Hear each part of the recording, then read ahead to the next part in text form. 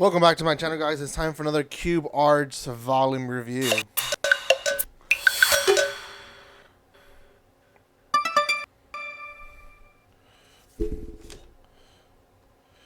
Welcome back, guys. If you don't know what Cube Arts is, it is a series that I started here on my channel. Not really sponsored, not really anything other than I thought it was a cool series to start up. Sadly, there's only 3 volumes, and I'll talk a little bit about how I feel about that in this video. But this is volume 2. I reviewed volume 1 earlier here in my channel, so you guys can see it. You just have to look for it. I'm sure there's a playlist or something, but this is essentially, if you haven't seen the first volume, in a nutshell, this is a Minecraft manga essentially, and I think it is cool because it takes a game and makes it into a whole series. Obviously, it's not by Minecraft, so it doesn't actually use the name Minecraft, but it is very much referencing to that game. It basically is. So if you like Minecraft, you will like this series.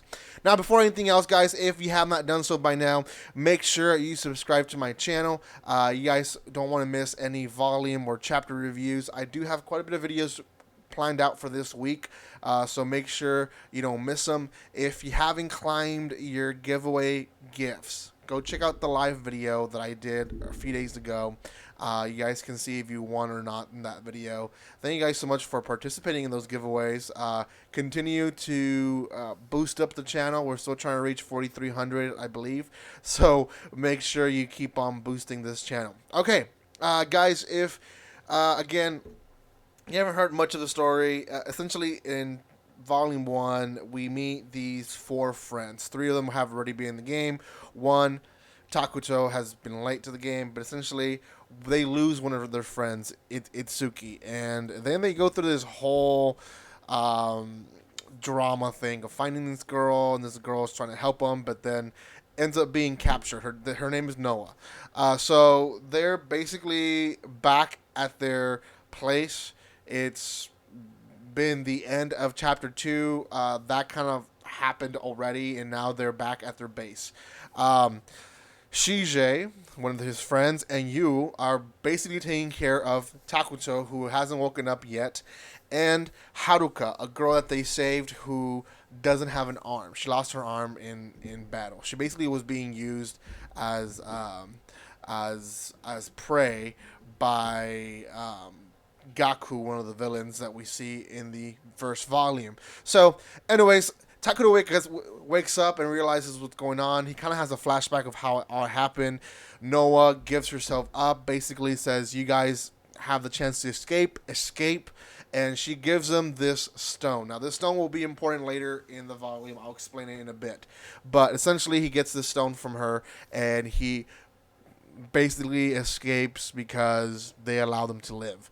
So Takuto, Shige, Yu leave with hands of Haruka, who was already knocked out, lost an arm, basically was left to die by Gaku. When he wakes up, essentially he decides that he needs to train and get better. So he goes into his menu, and in his menu he realizes that he can craft this heavy sword, and essentially this heavy sword is going to need diamonds, which he found in volume 1, and he uses them. So he goes in this mission of just hammering down, I think they tells him like 10,000 times or something like that, some crazy number, for the sword to actually be created. So he goes into this mission of creating a sword, and while this is happening, Yu and Shige have their own mission of themselves, and that's to create a roller coaster. Yes, I know, kind of crazy, but they create this Minecraft, and essentially they mine cart, and they want to use it as a roller coaster, but also to transport stuff. So Shige has this dream of basically connecting different parts with this Minecraft with the railroads, and that in a nutshell makes sense, but then it also doesn't, and we'll see why it becomes dangerous. But essentially, they kind of work on it, and there's a lot of drama here and there that they put in. But what ends up happening is Haruka at night, takes a sword and takes the mine cart and tries to run away. Now, let's keep in mind, Haruka doesn't know who these guys are. She was saved by them, but doesn't know why she was saved by them. She has gone through torture with Gaku, there's another player who he basically kind of the same way saved her, but then enslaved her and did horrible things to her. So keep that in mind, because obviously you can obviously go and think, man, what a jerk. She's being saved by these guys, being healed by these guys, and then she tries to run away. Not quite there, but yes, basically she runs away and she ends up, not going too far. They're able to catch up to her, but what ends up happening is the railroads are cut. They're broken. Why are they broken? Well, ends up being that there's this huge monster, and they go through this huge battle defeating the monster, and through that whole battle, she realizes that these guys actually have a sweetheart. They actually have a right mind, and they're not nearly an once like Gaku. So she starts to trust him, and what we learn from her is that she can't speak. Her voice is gone. So through just writing in the dirt, she's able to communicate to them and essentially tells them that she's Haruka and that she was a prisoner, enslaved by Gaku. And we get a little bit of details here and there. While all this is happening, we do get a scene of Noah being in a cell, and she doesn't want to eat. And her cell officer tries to rape her. And Gaku shows up and kills the guy. Hurts the guy. Doesn't kill him. He hurts the guy and says, put him in a cell. Can't believe we have scum like him. So, if you put that in perspective, Gaku's people to him are still very much not worth much to him, right? So Gaku really doesn't care for his own men, and Noah sees that. Now, is that going to be important later on? Could be, but essentially the end of the volume, or the third half of the third of the volume, I don't know, is them training a horse. We see them tame a horse and then use a horse to go and retrieve Itsuki's stone. And the reason they're trying to retrieve a stone is because they learn that when someone dies, they release this soul stone, and Gaku, for some reason, is collecting them. They don't know why or how to use them, but they do know that their friend died, and they didn't even try to look for a stone. So, because they didn't know.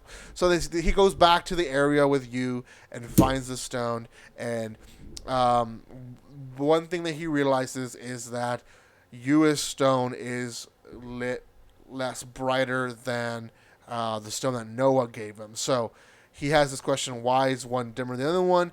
I'm going to assume is because Itsuki has been dead longer, and maybe once it stops shining, Itsuki's life is going to be completely over, not just in the game, but also in real life. Now, that is really the end of Volume 2.